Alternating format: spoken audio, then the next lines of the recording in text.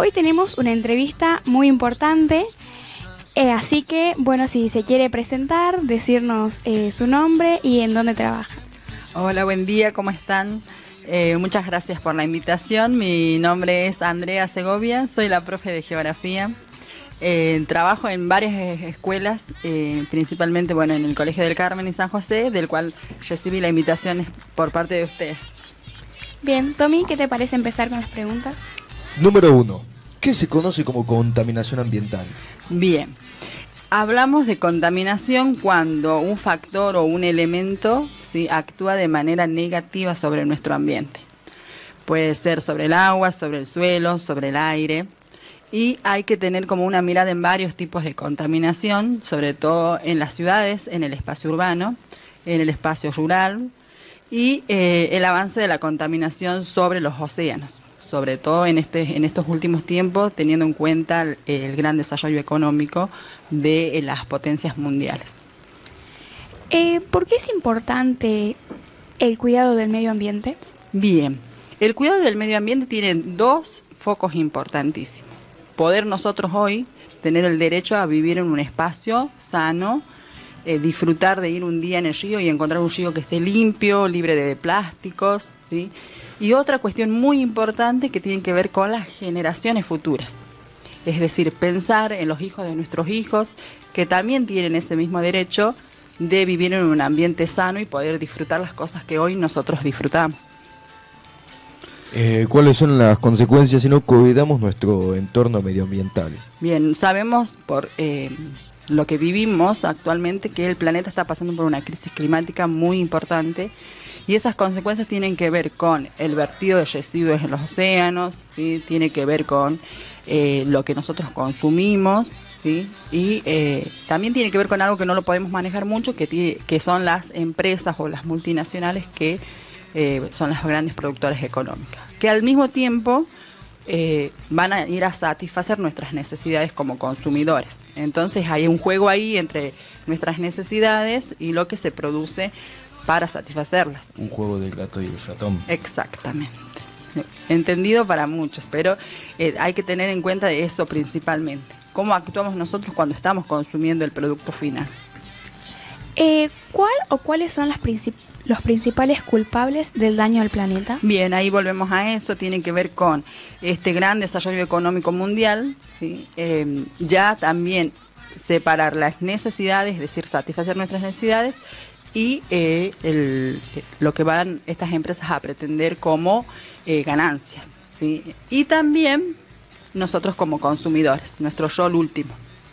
Cabe destacar también que aparte de las multinacionales está también los gobiernos también son culpables y los organismos como la OTAN, la ONU, la Unión Europea. Lo que a nuestros estados, sobre todo a los estados subdesarrollados como en el que vivimos nosotros, tenemos una carencia de leyes, ¿sí? De leyes que puedan establecer normas o normativas en donde se regulen las actividades económicas, productivas que generen residuos, por ejemplo.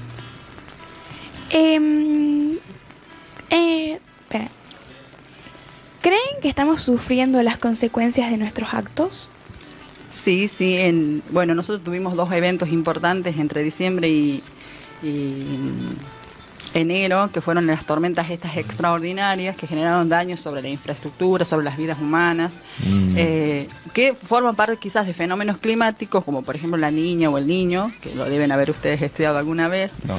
Y también tiene que ver con cambios climáticos que se están viendo, sobre todo que tienen que ver con eso, con el aumento de las actividades económicas. ¿Cómo se puede cuidar el entorno medioambiental en Catamarca? Bien. Ahí lo escucho, Tomás, dígame. Disculpe. En Catamarca, ¿cómo se puede cuidar el medio ambiente? Bien, primero, antes que nada, hay que pensar en cambiar mucho de los hábitos que nosotros tenemos al ser consumidores, es decir, cómo vamos a gestionar los residuos que nosotros vamos a ir sacando de nuestro hogar diariamente. Y también tiene que ver con algo que es más profundo y un proceso más largo, que es llevar esos hábitos a nuestra vida social, es decir, a nuestras instituciones, los lugares donde trabajamos, donde estudiamos, ¿sí? Y poder también transmitirlo a las personas adultas y a los niños. Los niños que tienen más capacidad de aprendizaje rápido y que generan estos hábitos. El profe Yesin nos comentaba ahí de los niños de jardín, por ejemplo, que son los que más hábitos tienen en la actualidad, y transmitir también a las generaciones adultas que ellos no tuvieron la oportunidad de ser formados en cómo gestionar esos residuos. O quizás lo conocen o quizás no conocen los lugares en donde dejarlos, por ejemplo, o cómo separar, en qué lugares dejarlos, ¿sí? El Estado municipal en este momento está teniendo un proyecto muy bueno en el que uno puede ir aprendiendo la gestión de los residuos. ¿Qué es Punto Giro? ¿En qué ayuda al ciudadano del medio ambiente? Bien, el Punto Giro es un proyecto, ¿sí?, del Estado municipal que está dispuesto en cercanías al predio ferial. Es un lugar que antes era un basural a cielo abierto, un micro basural, y allí se fue construyendo este lugar. Tiene como objetivo, ¿sí?, rescatar los residuos desde el hogar, desde origen. Y para ello hace una clasificación, que es una clasificación nacional, que tiene que ver con la separación de húmedos y secos, y poder separar el plástico, el vidrio, el papel, todos los plásticos, y también la parte más difícil de gestionar en nuestro hogar, que son los residuos húmedos. Es decir, los restos de la cocina, de lo que nosotros consumimos todos los días. Ellos proponen para ello una gestión de compostaje, ¿sí? Poder crear compost. Si tenemos un espacio un poco grande en el fondo de nuestra casa, lo podemos hacer, ¿sí? Cavando una especie de pozo, ¿sí? Si no, también se puede construir una compostera a partir de un balde de plástico, o las venden también, y allí aprender cómo ir haciendo el compostaje. Luego eso nos sirve de fertilizante para las plantas. Los mismos jugos que van tirando las cáscaras al descomponerse también sirven. Uno lo puede diluir en el agua y lo puede llegar a las plantas, por ejemplo. Tiene eso principalmente. Y después tiene la disposición que nosotros podamos separar los plásticos, ¿sí?, los cartones, y llevarlos al Punto Giro. Pero también hay otra parte muy importante, y que hoy lo quiero rescatar sobre todo por el mensaje que ustedes tienen en esta radio, que es ser solidario con el otro. Pensar en los recuperadores de residuos que trabajan en cooperativas, o los que están presentes, por ejemplo, en la planta de tratamientos de residuos. Allá en el relleno sanitario, como no hay separación de residuos, nosotros ponemos una bolsa de gran volumen donde está todo entreverado, lo ponemos en el contenedor, viene el camión, se lo lleva. Deja de servir, eso pierde valor. Entonces la idea es que nosotros podamos separar los residuos en origen, y que los recuperadores de residuos puedan separar los residuos ya limpios y venderlos para el sustento diario. Son personas de escasos recursos que han encontrado esa forma, y si no los podemos encontrar, lamentablemente, revolviendo la basura para ver si pueden recuperar algo. Entonces, nuestro acto solidario primario tendría que ser desde nuestro hogar para ayudarlos a ellos. Eso sería como el gesto de corazón que podríamos hacer. Y estamos también colaborando con el ambiente.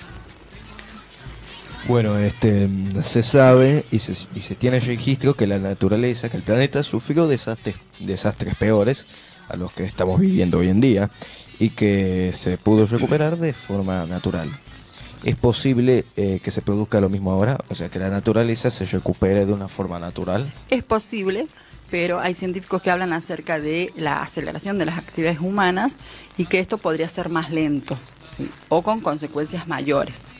Entonces, hay que pensar qué cuestiones podemos hacer para colaborar como sociedad y evitar esta cuestión. Sabemos que hubo eras de glaciación, sabemos que hubo épocas muy húmedas en el mundo, ¿sí?, épocas muy secas, épocas muy áridas, ¿sí?, y que tuvieron esta evolución natural, pero sin la presencia de las grandes actividades humanas de la actualidad.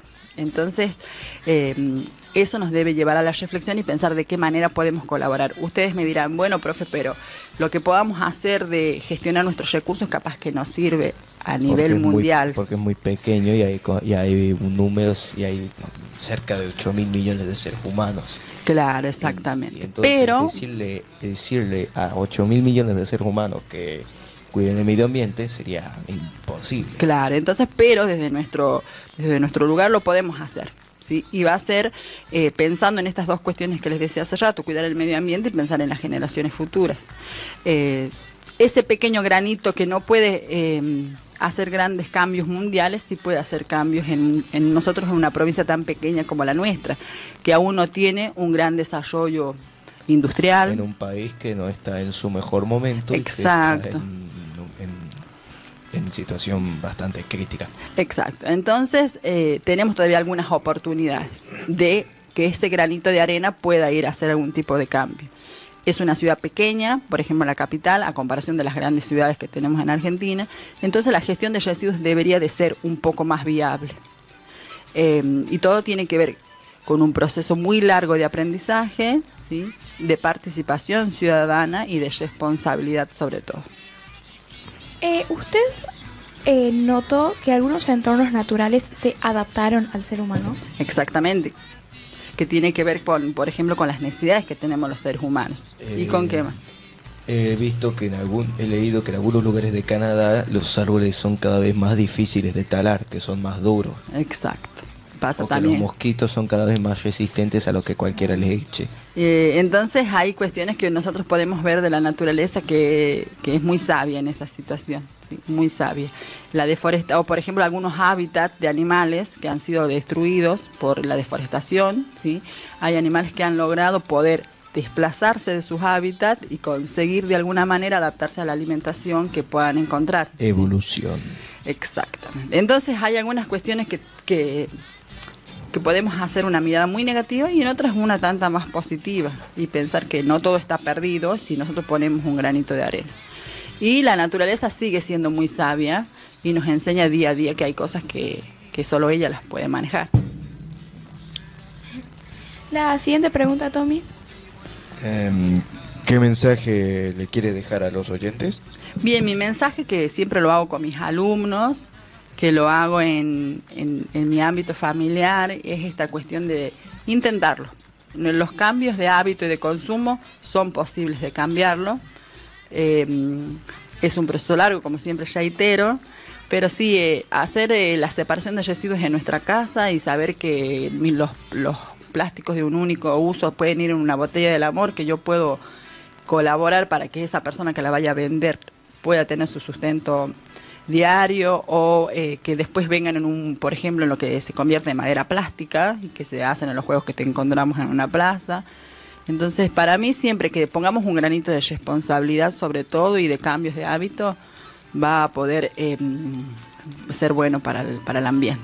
Disculpe, ¿madera plástica? Sé de la madera sintética, pero nunca he escuchado Claro, de la madera plástica. Por ejemplo, lo que sale de la botella del amor, ¿sí? Se hace una especie de Lego, ¿vieron como los Legos? Que se puede hacer construcciones.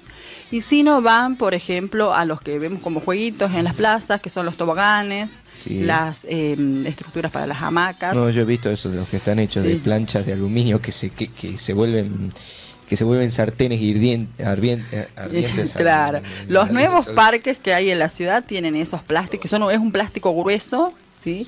Hay una placita acá cercana donde están esos plásticos. Bueno, y sabemos las tapitas, por ejemplo, que es un gesto hacia las personas que sufren alguna enfermedad y que después se pueden convertir en baldes, plásticos que los podemos tener un segundo uso. Es eso lo importante, pensar en qué residuo puede tener un segundo uso. Hablando de esto de materiales reciclables que se vuelven material de construcción, he visto que una cervecera, Heineken, ¿usted conoce? Por un tiempo estuvo haciendo botellas que después se pueden reutilizar para hacer casas. Bueno, un cambio de hábito, por ejemplo, es consumir la gaseosa, que a veces nos cuesta dejarla de tomar, en vidrio y no en plástico. Entonces colaboramos a que se deje de generar el plástico como un residuo. Muy bien, yo quiero meter a escuchar un poquito ahí. Metan a escuchar a ustedes libres. No puedo, me han tenido ayudándolo ahora y ahora ya no me dan bolilla. Bueno, no, saluditos que hay en el vivo de YouTube y del Facebook. De Joana Nieto, dice: una genia, la profe Andrea, orgullosa de ser su colega. Un saludo para Tommy y Vicky por su carisma y el amor que le ponen a todo lo que hacen. Y suma más acá para la profe Andrea, un saludo de parte de Ciporo y Connie, creo que dice, que la queremos Mateo. mucho. Y en el Facebook también Lorena escribe ahí, saludo a nuestra querida profe Andrea Segovia. Así que bueno, se ve que ha gustado y le ha pegado, pues están escribiendo varios gracias. también. Así que bueno, Gracias, sigan comentando, gente, sigan comentando. Principalmente a la profe Joana, Sí. a Connie, así por que siempre están ahí alentándome, a mi mamá y a mi familia les mando también de paso un beso grande que me están escuchando, a mis sobrinos, pero